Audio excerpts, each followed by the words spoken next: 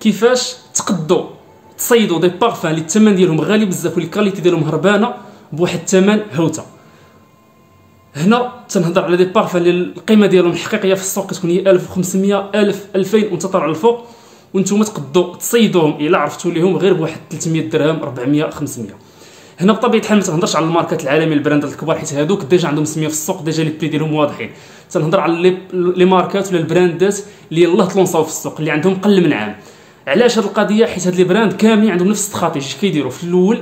تيدير لك بارفان هارب كاليتي ديالو واعره بزاف اللي الثمن الحقيقي ديالو كما قلت لكم 1500 1000 الفوق، كيحطوا لك بواحد 300 درهم 400 500.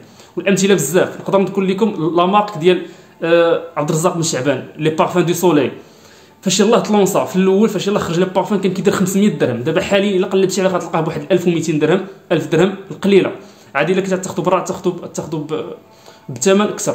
كاين لا مارك ميراج فراغرانسز، الناس في الاول كانوا تيقولوا بلي لي بارفان ديال هاد لا مارك كانوا تياخذوهم ب 250 300 درهم. دابا حاليا الاثمنه راه خياليه 3000 2000. المهم فهاد الانترفال ما عنديش فكره بالضبط ولكن طلعوا بزاف والامثله كثيره.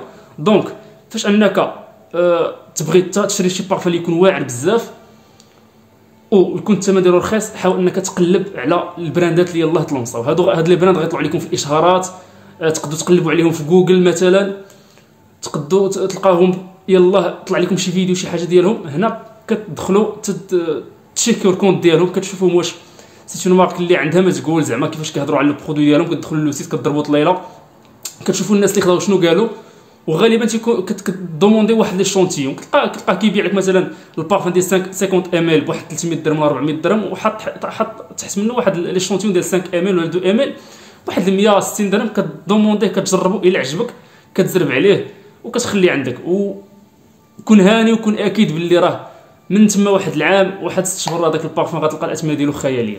هذا ما كان، في امان الله.